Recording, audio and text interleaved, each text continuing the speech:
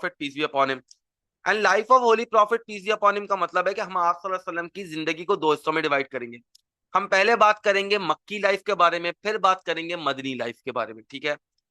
And मक्की life का जो सफर है वो शुरू होता है होली प्रॉफिट की अर्ली लाइफ के साथ, जो कि आप सल्लल्लाहु अलैहि वसल्लम का चाइल्डहुड है।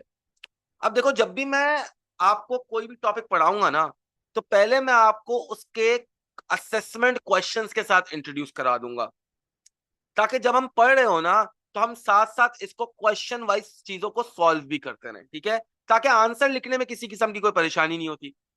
इसमें मैं आपको इंशाल्लाह स्टोरी टाइम भी दूंगा। मैं आपको इंशाल्लाह आप सल्लल्लाहु अलैहि वसल्लम की जो कहानी है वो सुनाऊंगा कि किस तरीके से जो हमारे सिलेबस में इंक्लूसिव चीजें हैं वो चीजें बताऊंगा, ठीक है ना। तो first of all will begin with the life of holy prophet peace be upon him, जिसमें हमारा पहला टास्क है कि आज सल्लल्लाहु अलैहि वसल्लम की बर्थ से लेकर हमने पढ़ना है फर्स्ट रेवलेशन तक, ठीक है। तो हमारा पहला टास्क है कि हम लाइफ ऑफ प्रॉफिट को पढ़ेंगे आज सल्लल्लाहु ताला अलैहि वसल्लम की बर्थ से लेकर अर्ली फर्स्ट रेवलेशन तक, ठीक है। So when I talk about the birth to first revelation वाला time, there are two main questions that I need to assess. पहले मैं एक सवाल पढ़ता हूं, हम सवाल की डिटेलिंग देखते हैं, और इंशाल्लाह फिर हम हमारे कोर्स ऑफ सिलेबस के साथ स्टार्ट ऑफ कर लेंगे। तो जो पहला क्वेश्चन है जो एग्जामिनर मुझसे मेरे एग्जाम में पूछता है, about this explain any two events from the early life of holy prophet peace be upon him. तो आपको इसमें से दो कोई भी इवेंट्स एक्सप्लेन करने।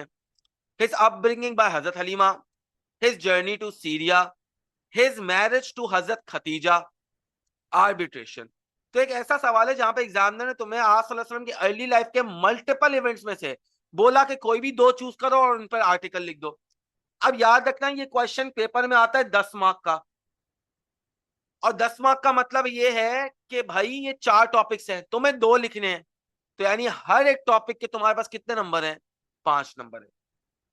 तो याद रखना, ये हर एक टॉपिक इधर 5 मार्कर की तरह लिखना पड़ेगा, यानी बहुत ज्यादा डिटेल्ड इवेंट होगा। सही है ना? अच्छा खासा आपको इसमें डिटेलिंग ऐड करनी पड़ेगी, क्योंकि ये 5 मार्क्स होल्ड कर रहा है। और अमूमन तौर पर जब बच्चे, अच्छे बच्चे जब लिखने बैठते हैं एक 10 मार्कर, तो वो 3 से 4 पेजेस इस पे स्पेंड कर देते हैं। 3 से 4 तो बहुत ज्यादा कह दिया मैंने, 2, ढाई, 3 पेज, ठीक है ना। 3 पेज तो बहुत एक्सटेंसिव हो जाएगा, ढाई को दिमाग में रखो, दो को दिमाग में रखो। लेकिन अब आप मेरी बात सुनो कि ये अर्ली टॉपिक्स बहुत छोटे छोटे हैं बुक्स में। अब 5 मार्क का है, यानी एक पेज तो लिखना ही पड़ेगा। एक पेज में कमोबेश 22 लाइनें हैं। पहला पेज क्वेश्चन के साथ 18 लाइनों का है। 18 लाइनें लिखना मतलब बहुत बड़ी बात है, बहुत बड़ा टास्क है। तो अब जब मैं आपको लाइफ ऑफ प्रॉफिट समझाऊंगा तो मैं आपको बहुत डिटेल में समझाऊंगा। अब आ जाते हैं अगले सवाल के ऊपर। तभी ये बात याद रखना, ये हर एक टॉपिक कितने मार्क की असेसमेंट है? 5 मार्क की असेसमेंट है, ठीक है ना। यानी हर एक टॉपिक कितने मार्क्स का असेस हो सकता है एग्जाम में? 5-5 नंबर का। अच्छा, अगला event, explain the events of the life of holy profit from his birth till he received his first revelation. यहां तो एग्जामिनर ने गेम खेल दिया। क्या गेम खेला? एक जगह ऊपर पास से बड़ा सवाल दे रहा है जहां पे बोल रहा है भाई एक ही इवेंट को 5 मार्क का बनाओ, फिर बोल रहा है आसर रस्म के अर्ली लाइफ के सारे इवेंट लिख दो, कमो भाई 7 से 8 इवेंट है। तो यानी अब आपको आपके कंटेंट को एक्सटेंड और कॉन्ट्रैक्ट करने आना चाहिए। यानी कब उसको एक्सटेंड करके एक्सटेंसिव लिखना है, कब उसको कॉन्ट्रैक्ट करके कम लिखना है, ये आइडिया सबको होना चाहिए। अक्सर बच्चों की सबसे बड़ी गलती, होशियार चंद बन के सब लिखने बैठ जाते हैं जब 7-8 इवेंट्स लिखने होते हैं। वो भाई टाइम ही नहीं है, कब लिखोगे? अगले साल। तो टाइमिंग की मैनेजमेंट है ना, सबसे ज्यादा इंपॉर्टेंट बन जाती है इस्लामियत के पेपर में भी और पीएचटी के पेपर में भी। खैर, तो अब ये देखो, मैंने आपको दो डिफरेंट टाइप के सवाल बता दिए। अब एक जगह जहां पे आपको बहुत एक्सटेंसिव कंटेंट लिखना है, एक जगह जहां पे आपको बहुत मिनिमल कंटेंट लिखना है। तो आपको अपने कंटेंट को एक्सटेंड भी करने आना चाहिए और कॉन्ट्रैक्ट भी करने आना चाहिए, ठीक है ना।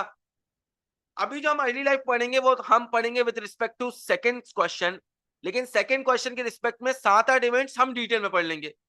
तो यानी नीचे वाला सवाल भी कवर हो गया, ऊपर वाला सवाल भी कवर हो गया। वंस हमने पढ़ लिया तो मैं फिर आपको इंशाल्लाह इसके लिखे हुए आंसर भी प्रोवाइड कर दूंगा। तो आपको उसमें आइडिया हो जाएगा कि कहां पर कंटेंट एक्सटेंड कैसे करना है, और दूसरे सवाल में कंटेंट को कॉन्ट्रैक्ट कैसे करना है। कौन सी इंफॉर्मेशन बहुत लाजमी है जो लिखना बहुत जरूरी है, कौन सी इंफॉर्मेशन जो बहुत लाजमी नहीं है और लिखना जरूरी नहीं है, तो वो मैं आपको इंशाल्लाह चीजें समझाता रहूंगा। लेकिन उससे पहले अब मैं बढ़ने वाला हूँ आप सल्लल्लाहु अलैहि वसल्लम की अर्ली लाइफ के ऊपर। और याद रखना मैं सेकंड क्वेश्चन सॉल्व कर रहा हूँ। अब मैं हमेशा जब भी क्वेश्चन कराता हूँ क्लास में, तो मैं क्या करता हूँ, मैं अपने आंसर्स को पैराग्राफ में डिवाइड करता हूँ, ताकि मुझ जैसे मतलब क्या कहूंगा लेस इंटेलिजेंट लोगों के लिए भी कहीं ना कहीं पॉसिबिलिटी हो कि वो एक स्टेरिक स्कोर कर सके। पैराग्राफ में डिवाइड करके मैं तुम्हें समझाऊंगा कि हर पैराग्राफ में कौन सी चीज लिखनी है। तो मैं तुम्हें साथ साथ आंसर की कंस्ट्रक्शन भी समझाऊंगा और साथ साथ कंटेंट भी बताता रहूंगा। तो कोर्स ऑफ सिलेबस भी आगे बढ़ता रहेगा और स्टोरी टाइम भी होता रहेगा, तो चीजें समझ भी आएंगी और आंसर लिखने की टेक्निक भी आ जाएगी। तो पहला पैराग्राफ ऐसे क्वेश्चन के अंदर, मैं सेकंड क्वेश्चन की बात कर रहा हूं, मैंने फर्स्ट क्वेश्चन को असेस नहीं कर रहा क्योंकि फर्स्ट क्वेश्चन में बहुत मिनिमल कंटेंट है और जो सेकंड क्वेश्चन है उसमें सारा कंटेंट लिखना है, ठीक है, लेकिन हम वो कंटेंट बहुत ज्यादा डिटेल में पढ़ेंगे। तो पहली चीज जो आज हमारा इंशाल्लाह क्लास का एजेंडा है, वो आप सल्लल्लाहु ताला अलैहि वसल्लम के अर्ली ईयर्स पढ़ने का है। आप सल्लल्लाहु अलैहि वसल्लम की जिंदगी के वो साल जो 0 से 8 ईयर्स तक है, यानी आप सल्लल्लाहु अलैहि वसल्लम की पैदाइश से लेके जब तक वो 8 साल के हुए, ये पूरी की पूरी डिटेल इंशाल्लाह हम आज पढ़ेंगे। तो पहला पैराग्राफ ऐसे क्वेश्चन में बनना चाहिए किस चीज का, अर्ली लाइफ का, फ्रॉम 0 to 8 ईयर्स, ठीक है ना। अभी सिर्फ कंटेंट सुनेंगे, मैं चीजें लिखवाता रहूंगा, कुछ चीजें साइड पे लिखता रहूंगा, वो जब आप सुनेंगे तो इंशाल्लाह आपको क्लैरिटी आ जाएगी। कितना लिखना है, क्या लिखना है, कब लिखना है, उसके लिए थोड़ा सा इंतजार करेंगे, ठीक है ना। आप सल्लल्लाहु अलैहि वसल्लम, रसूलुल्लाह सल्लल्लाहु अलैहि वसल्लम was born in the family of the leader of the Quraysh. Quraysh कौन था? कुरैश एक कबीला है। कहाँ का कबीला है बेटा? मक्का का रिसाइडिंग कबीला है। और इसी कबीले के अंदर लीडरशिप थी, और इसी लीडरशिप के अंदर जब आप सल्लल्लाहु अलैहि वसल्लम पैदा होते हैं तो इनके दादा, इनके grandfather was the leader of the tribe of Quraysh, जिनको हम जिनका नाम है हजरत अब्दुल मुत्तलिब। हम आगे जाके मैं आपको इंशाल्लाह एक और कॉन्टेक्स्ट करा दूंगा जहाँ पे मैं आपको आप सल्लल्लाहु अलैहि वसल्लम के एंसेस्टर्स के नाम और जो प्रीवियस चीजें वो भी बता दूंगा। लेकिन अभी हम खैर रिवीजन सीरीज पर हैं, तो हम लोग क्या करेंगे, मेन कंटेंट की बात करेंगे, तो एग्जाम में क्या होता है, असेस होता है। आप सल्लल्लाहु अलैहि वसल्लम पैदा होते हैं हजरत आमिना और हजरत अब्दुल्ला के घर पर। और कॉन्टेक्चुअल नॉलेज ये याद रखिएगा कि आप सल्लल्लाहु अलैहि वसल्लम जब दुनिया में आते हैं, जब दुनिया में फिजिकली आते हैं, तो आप सल्लल्लाहु अलैहि वसल्लम के वालिद साहब हयात नहीं है। हजरत Abdullah had already passed away 2 to 4 months before the birth of holy profit. अलग अलग बुक्स में अलग अलग कॉन्टेक्स्ट है।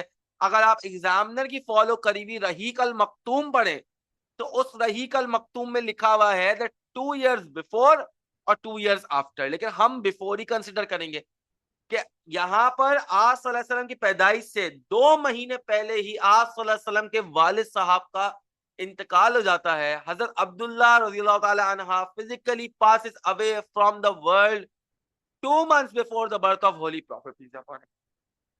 तो आप सल्लल्लाहु अलैहि वसल्लम के दुनिया में आने से पहले आप सल्लल्लाहु अलैहि वसल्लम इज विदाउट फादर। ये बात बहुत अहम है, याद रखनी बहुत जरूरी है। ये छोटी सी डिटेल पेपर में ऐड करनी पड़ेगी।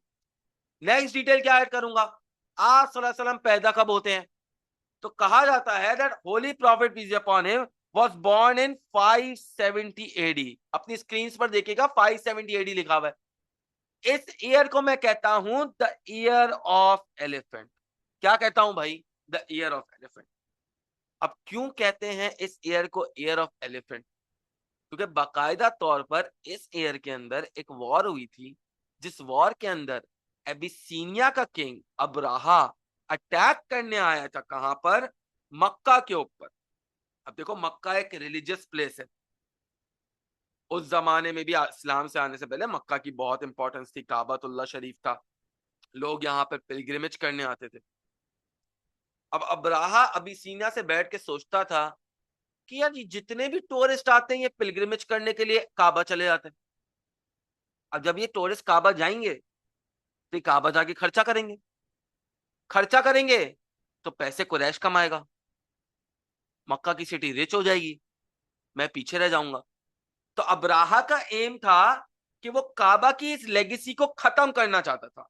यानी जब वो आया, कहां पर आया, जब वो आया मक्का के अंदर अटैक करने, तो उसका एम था कि वो काबा को क्या करना चाहता है, डिस्ट्रॉय करना चाहता है।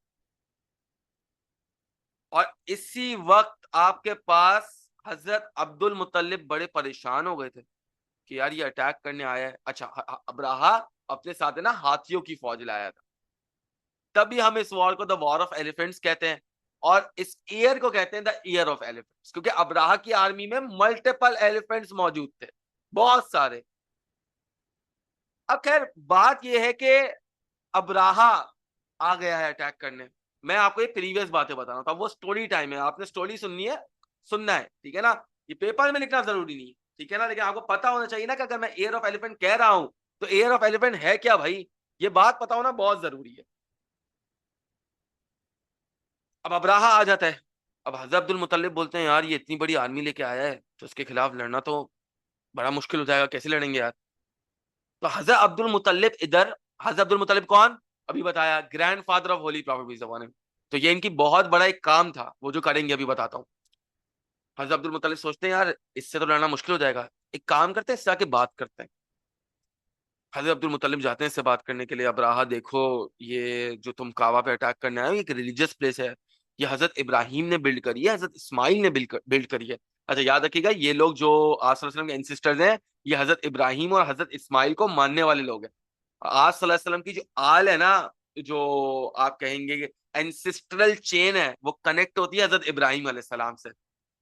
तो बहुत समझाया अब्राहा को, अब्राहा समझने के लिए तैयार ही नहीं था। अब्राहा बोल रहा है नहीं भाई, सॉरी, मैं आपकी बात नहीं मानूंगा। खैर अब्राहा उस वक्त वहां से चले गया, वॉर के लिए तैयारी करी। अब इधर हजरत अब्दुल मुत्तलिब और सब दुआ कर रहे हैं कि या अल्लाह तेरा डर है, तेरा काबा है, तू उसको बचा ले। और फिर इधर वो वाला वाकया आता है जहां, जिसको अल्लाह सुब्हाना व तआला ने कुरान में भी मेंशन करा है, जहां पे अल्लाह सुब्हाना व तआला एक बर्ड का पूरा एक है ना स्कूल भेजते हैं अब्राहा की आर्मी के ऊपर, और उन बर्ड्स का नाम है अबाबील। और ये बर्ड जब ऊपर से जाती हैं तो ये कंकरियां बरसाती हैं किसकी आर्मी के ऊपर, अब्राहा की आर्मी के ऊपर। ये कंकरियां इतनी तेजी से आती हैं कि बाकायदा तौर पर बहुत सारे सोल्जर्स के हेड्स में घुस जाती हैं, इनको इंजर कर देती हैं। इवन के एलिफेंट्स को भी ये बहुत ज्यादा इंजर कर देती है।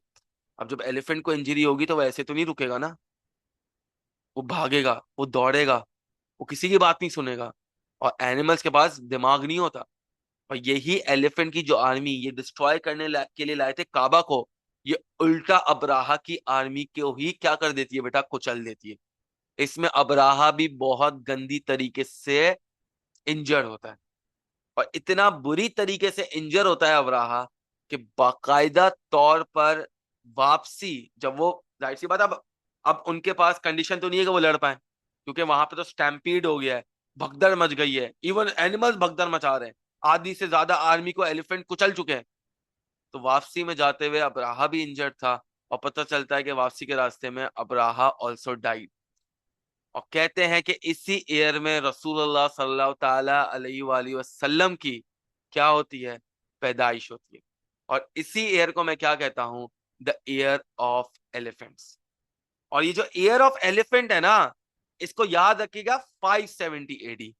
अब जब तुम्हें इसको अंदाजा होगा ना कि यार ये 570 एडी की मैं बात कर रहा हूं, तो मैं तुम्हें आगे बताऊंगा इसकी एक ट्रिक है कि तुम आज सल्लल्लाहु अलैहि वसल्लम की एज को कैलकुलेट करके कोई भी ईयर बता सकते हो कौन सा है। अब एग्जामिनर देखेगा यार इसने तो ईयर लिखा है, एग्जामिनर इंप्रेस हो जाएगा। और हमारा काम क्या है पेपर में, हम एग्जामिनर को इंप्रेस भी करने जा रहे हैं। हम एग्जामिनर के पास जा रहे हैं एक ऐसा माइंडसेट लेके कि भाई एग्जामिनर को हमने इंप्रेस करना है, हमने एग्जामिनर की हवाइयां उड़ानी है, ऐसा कंटेंट लिखना है हमें, ठीक है। अब आज सल्लल्लाहु अलैहि वसल्लम की पैदाइश होती है बीबी आमना के घर पर। इसके दो तीन इवेंट हैं, ठीक है ना। हाँ बेटा बिल्कुल, इस अटैक के बाद ही holy prophet peace be upon him पैदा हुए थे। अटैक तो काफी पहले था, इसके 6-7 महीने के बाद holy prophet peace be upon him पैदा हुए थे।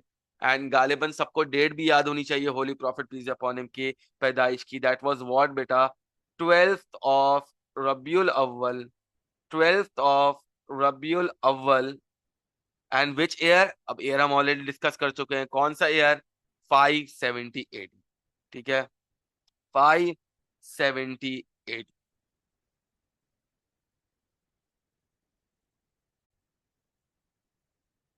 तो आज सल्लल्लाहु अलैहि वसल्लम की पैदाइश की डेट मैं आपको बता चुका हूं, 12 रबीउल अव्वल 570 एडी। आज सल्लल्लाहु अलैहि वसल्लम पैदा हुए किसके घर पर, हजरत अब्दुल्ला और बीबी आमना के घर पर। अच्छा, बीबी आमना खुद भी बहुत ज्यादा एक अच्छे क्लैन से बिलोंग करती थी, जोहरा क्लैन, जहरा क्लैन नाम का एक क्लैन था जिससे बिलोंग करती थी, और इनके अब्बू भी अपनी ट्राइब के चीफ्टिन थे। अच्छा, जब आज सल्लल्लाहु अलैहि वसल्लम की पैदाइश होती है तो उसके 2-3 इवेंट्स याद रखने हैं आपने, ठीक है ना, हो सके तो पेपर में लिख लेना, अगर टाइम हो, टाइम नहीं हो तो मत लिखना, ठीक है ना। पहला इवेंट, जब आज सल्लल्लाहु अलैहि वसल्लम की पैदाइश होती है तो हजरत जिब्राइल अलैहिस्सलाम आते हैं जमीन पर और अल्लाह के हुक्म से काबे की छत पर एक फ्लैग को रीइंस्टेट करते हैं, showing that it is the birth of holy prophet peace be upon him. तो ये पहला इवेंट है जो याद होना चाहिए। आप ये शोकेस कर रहे हैं ना कि होली प्रॉफिट की बर्थ कितनी ज्यादा इंपॉर्टेंट थी, कि अल्लाह सुब्हानहू व तआला खुद भेज रहे हैं, किसको भेज रहे हैं, हजरत जिब्राइल को, कि जाओ जिब्राइल और काबे की छत पर एक झंडा रिस्टोर करो। इसके बाद कहा यह जाता है जब आप सल्लल्लाहु अलैहि वसल्लम पैदा होते हैं तो बीबी आमना कहती है कि जब आप सल्लल्लाहु अलैहि वसल्लम पैदा होते हैं तो इस तरीके से नूर स्प्रेड होता है, आप सल्लल्लाहु अलैहि वसल्लम के पैदा होने से इस तरीके से एक लाइट निकलती है कि उनको क्लियरली शाम के यानी सीरिया के मोहल्लात नजर आते हैं। तो वो आप सल्लल्लाहु अलैहि वसल्लम की बर्थ का भी मिरेकल है ना यार, कि आप सल्लल्लाहु अलैहि वसल्लम जब पैदा हो रहे हैं तो उनके पैदा होने से एक नूर निकल रहा है, और वो नूर ने ऐसा उजाला किया है कि बीबी आमना को इतनी दूर से भी सीरिया के मोहल्लात नजर आ रहे हैं। मोहल्लात का मतलब मोहल्ले, ठीक है ना, सबर्ब्स, स्ट्रीट्स, हाउसेस नजर आ रहे हैं। तो ये आज सल्लल्लाहु अलैहि वसल्लम की बर्थ का दूसरा मिरेकल। आज सल्लल्लाहु अलैहि वसल्लम की बर्थ पे एक और चीज, कि जब आप सल्लल्लाहु अलैहि वसल्लम पैदा होते हैं तो हजरत अब्दुल मुत्तलिब इतना ज्यादा खुश होते हैं आप सल्लल्लाहु अलैहि वसल्लम की बर्थ से कि वो आप सल्लल्लाहु अलैहि वसल्लम का एज अ बेबी कैरी करते हैं और काबे तक लेके जाते हैं, और काबे पे जाके हाथ ऊंचे करके अल्लाह सुब्हानहू व तआला से क्या करते हैं, अल्लाह सुब्हानहू व तआला का शुक्र अदा करते हैं कि उनके घर पे एक ब्लेसिंग आई है। ब्लेसिंग मतलब होली प्रॉफिट। अभी अभी किसी को भी नहीं पता वो प्रॉफिट है, वो तो एक समझ रहे हैं कि भाई उनके घर पे एक ऑफस्प्रिंग आया है और एक ऑफस्प्रिंग की वो खुशी मना रहे हैं, ठीक है ना। तो ये 3 इवेंट है जो बहुत ज्यादा जरूरी है आज सल्लल्लाहु अलैहि वसल्लम की पैदाइश से रिलेटेड। अब पेपर के कॉन्टेक्स्ट में अगली चीज, अब आज सल्लल्लाहु अलैहि वसल्लम जब पैदा होते हैं तो इनिशियली आज सल्लल्लाहु अलैहि वसल्लम को फीड कराया जाता है, और ये फीड कराने वाली जो थी इनका नाम था तौबिया। साइड पे देखें, स्क्रीन पे लिखा हुआ है आपकी। So Thuwaybah was the girl, she was a slave girl who बेटा milked holy prophet peace be upon him for a certain period of time, ठीक है ना। सो fed she fed holy prophet she fed holy prophet in his initial days। आप सल्लल्लाहु अलैहि वसल्लम के initial days में तौबिया ने आप सल्लल्लाहु अलैहि वसल्लम को फीड कराया, and Thuwaybah was the same lady who had 1 or 1.5 years back fed whom, हजरत हमजा। अब हजरत हमजा और आप सल्लल्लाहु अलैहि वसल्लम का रिलेशन क्या है, दोनों चाचा भतीजा है। और आपने अगर थोड़ा बहुत इस्लामियात पढ़ा हो तो आपको पता होगा कि आप सल्लल्लाहु अलैहि वसल्लम कितना ज्यादा प्यार करते थे अपने चाचा से, किससे, हजरत हमजा से। और आप सल्लल्लाहु अलैहि वसल्लम का एक कॉल भी है हजरत हमजा के बारे में, जो आगे जाके जब हम हजरत हमजा पढ़ेंगे तो मैं उसमें बताऊंगा आपको। आप सल्लल्लाहु अलैहि वसल्लम कहते हैं that Hamza is my brother in fosterage, यानी आप सल्लल्लाहु अलैहि वसल्लम कह रहे हैं कि हजरत हमजा जो है ना वो मेरे भाई हैं। क्यों भाई हैं? फॉस्टर ब्रदर्स कौन होते हैं? फॉस्टर ब्रदर्स वो ब्रदर्स होते हैं जिनको सेम मदर्स ने फीड कराया हो, सेम मदर नहीं, बेसिकली सेम लेडी ने फीड कराया हो।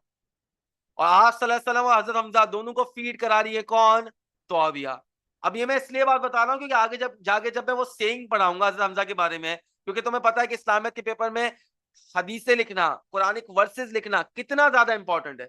तो मैं तुम्हें पर्टिकुलरली रेडी कर रहा हूं उस पार्ट के लिए, ताकि जब तुम वो अहादीस या वर्स पढ़ो तो तुम्हें बिल्कुल नई नहीं लगे, तुम्हें पता हो भाई ये चीज सर ने हमें बताई थी, हमें तो याद है, तो हम इंशाल्लाह उसको भी जाके आगे पढ़ेंगे, ठीक है। अभी ये बात याद रखिएगा, दैट तौबिया हैड आल्सो फेड हुम बेटा, she had also fade Hazrat Hamza. हजरत हमजा कौन है? Hazrat Hamza is the uncle of holy prophet peace be upon him, यानी आप सल्लल्लाहु ताला अलैहि वसल्लम के अंकल हैं। कौन है बेटा? हजरत हमजा है। अब ये इनिशियल डेज की बात कर रहा हूं, यानी आप सल्लल्लाहु अलैहि वसल्लम को 0 ईयर्स पे समझो, अभी आप सल्लल्लाहु अलैहि वसल्लम भी 1 साल के भी नहीं हुए हैं, ठीक है ना। अब अगले पार्ट पे आते हैं। पहला पार्ट आप सल्लल्लाहु अलैहि वसल्लम की बर्थ, बर्थ पे 3 पर्टिकुलर इवेंट्स, हजरत अब्दुल मुत्तलिब का काबे पे जाकर शुक्र अदा करना, हजरत जिब्राइल का काबे पे झंडा लगाना, एंड थर्ड पॉइंट वेयर आसलम्स birth brought in a light that made it very clearly visible the streets of Syria, शाम की गलियां, ठीक है ना, फॉर हजरत आमना रजी अल्लाह ताला अन्हु, ठीक है। अच्छा, अब तौबिया की बात कर ली है। नेक्स्ट पार्ट है, देखिए अरब का एक है ना रिवाज था, अरब का एक रिवाज था कि वो लोग है ना अपने जो बच्चों को है ना इनिशियल ईयर्स में भेजते थे कुछ केयर टेकर्स के पास, ठीक है ना। एंड यही केयर टेकर बन के आज सल्लल्लाहु अलैहि वसल्लम की जिंदगी में आती है कौन बेटा? बीबी हलीमा।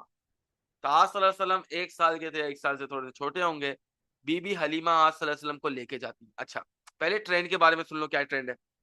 तो अरब का एक ट्रेंड था कि जब बच्चा पैदा होता है ना, तो जाहिर सी बात है मदर्स के लिए उस बच्चे को के साथ बच्चे को अपब्रिंग करना, मक्का में उसको ब्रॉटअप करना मुश्किल होता था। तो वो गांव की दूर दराज की लेडीज को बुलवाया जाता था, जिसको आप दाइमा भी कहते हैं, ठीक है ना, फॉस्टर मदर भी कह सकते हैं, ठीक है। तो दाइमाओं को बुलाया जाता था और बच्चों को उनके पास 3-4 साल तक छोड़ दिया जाता था। रीजन ये था कि मक्का एक तो बहुत ज्यादा कंजेस्टेड जगह थी, पॉपुलेटेड जगह थी, और मसला ये था कि हर साल इतने ज्यादा टूरिस्ट भी आते थे, क्या करने के लिए? पिलग्रिमेज करने के लिए। बताया था काबे की इंपॉर्टेंस थी पूरे के पूरे अरेबिया के अंदर, तो पूरे के पूरे अरेबिया से लोग आते थे पिलग्रिमेज करने के लिए, ठीक है। अब पिलग्रिमेज हज जो हम करते हैं वैसा नहीं, लेकिन ऑफकोर्स हजरत इब्राहिम अलैहिस्सलाम के टाइम से पिलग्रिमेज चल रहा था, उस पिलग्रिमेज की बात कर रहा हूँ। अब इतने लोग आते थे, क्लस्टर्स बनते थे ना, तो माँ बाप चाहते थे कि बच्चे ना एक हेल्दी इन्वायरमेंट में रहें, तो वो उनको गांव की तरफ भेज देते थे दाई अम्माओं के पास।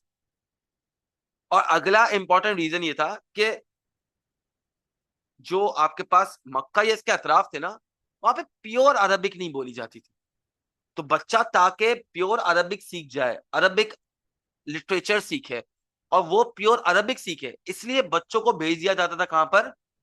दाई माओ के पास, क्योंकि विलेज साइड पर प्योर अरबिक बोली जाती थी। तो लोगों को लगता था अगर बच्चा प्योर अरबिक सीखेगा तो जाहिर सी बात है बच्चे के लिए बेटरमेंट होगी, क्योंकि सोसाइटी का उनके कल्चर भी था, नॉर्म भी था कि बच्चों को अच्छी तरीके से आनी चाहिए, क्या आनी चाहिए? अरबिक आनी चाहिए। खैर बीबी हलीमा भी आती हैं। अच्छा, एक सीजन आता है, पिकिंग अप का टाइम आता है, बच्चों को पिकअप किया जाता है।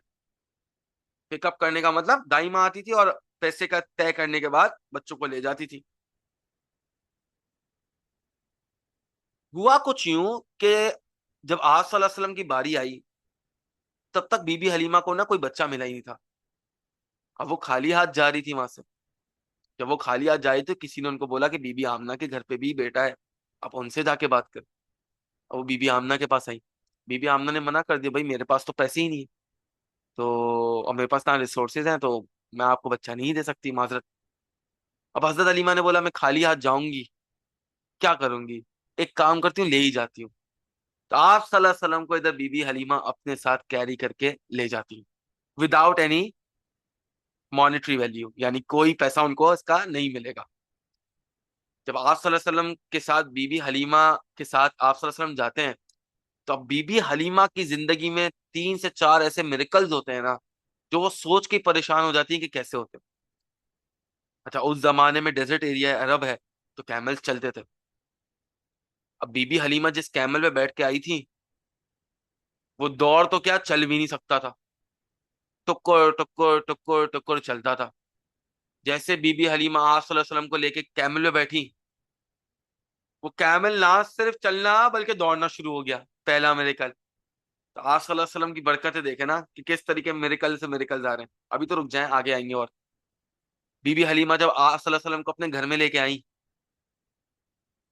तो वो बकरी जो दूध ही नहीं देती थी, जिसके अंदर से बिल्कुल भी दूध नहीं निकलता था, आप कहेंगे that that goat had dried up, बिल्कुल भी नहीं निकलता था, आप सल्लल्लाहु अलैहि वसल्लम के आने से उस बकरी ने दूध देना शुरू कर दी।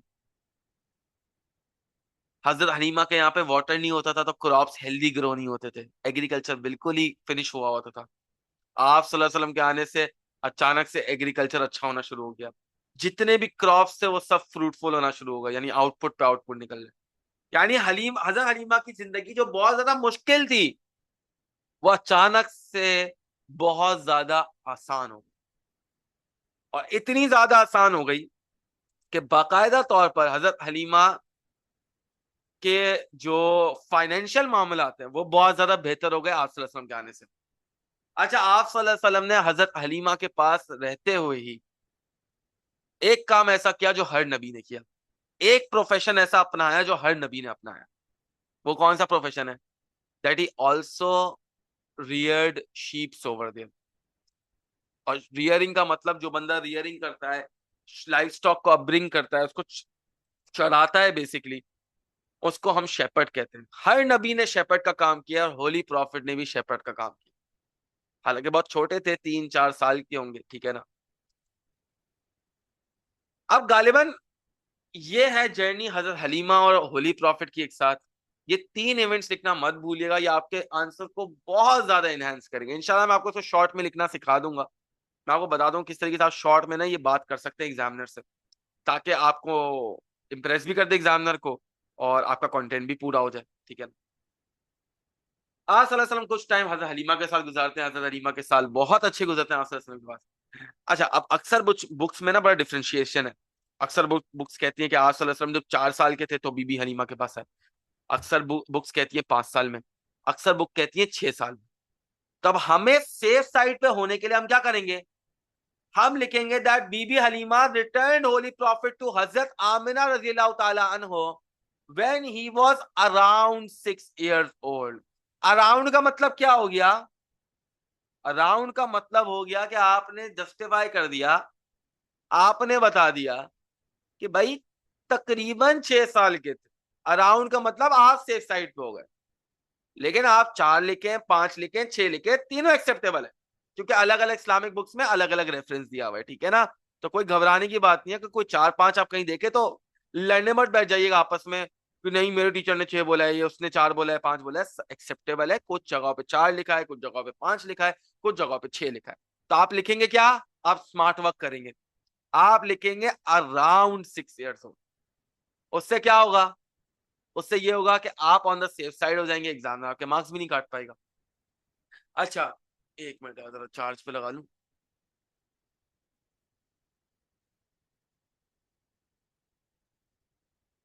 अच्छा जी, वंस आपने 6 years ओल्ड वाली बात कर ली, 6 साल के होली प्रॉफिट और हजरत आमना के पास आ जाते। हजरत आमना पहला टास्क करती, आप सल्लल्लाहु अलैहि वसल्लम को ले जाती है मदीना। अब मदीना क्यों लेके जाती है?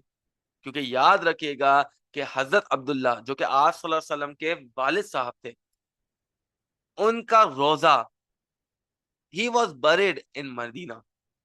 तो वो आप सल्लल्लाहु अलैहि वसल्लम को उनकी फादर की ग्रेव पर विजिट कराने ले जाती है, ठीक है।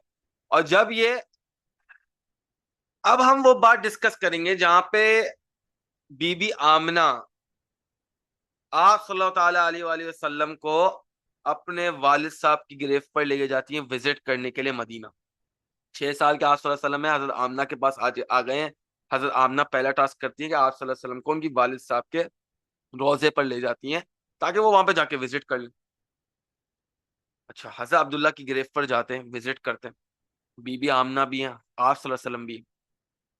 और इन दोनों को इस जर्नी पर, मदीना की जर्नी पर अकंपनी करती है एक स्लेव गर्ल। इस स्लेव गर्ल का नाम था उम्मे एमन। तो याद रखिएगा, बीबी आमना पे मार्किंग करके लिख लीजिएगा अपने पास कि बीबी आमना होली प्रॉफिट को लेके जाती है Medina.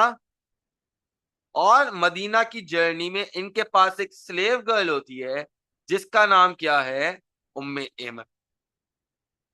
So she was the slave girl of Hazrat Abdul मुतल्लिब। ठीक है, she was the slave girl of हजरत अब्दुल अब्दुल मुतल्लिब।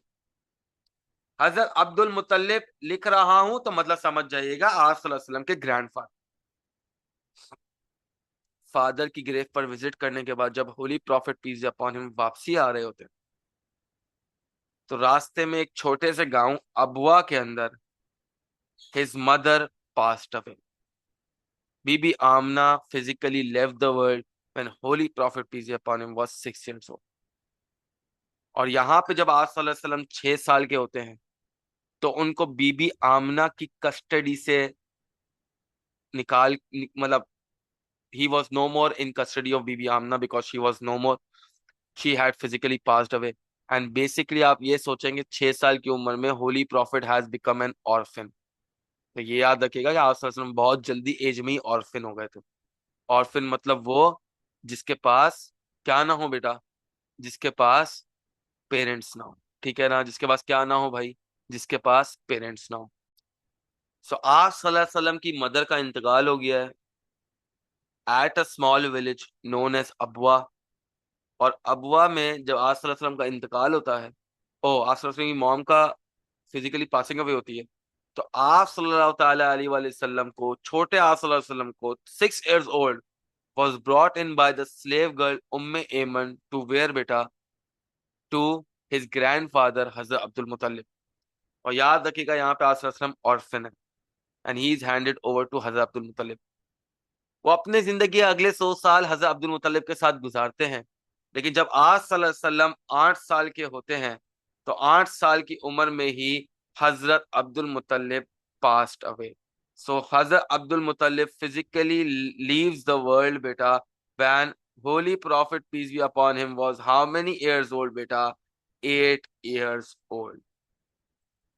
तो ये कहानी है आज सल्लल्लाहु अलैहि वसल्लम की 0 से 8 years की। आई होप सबको यहाँ तक बात समझ आई होगी।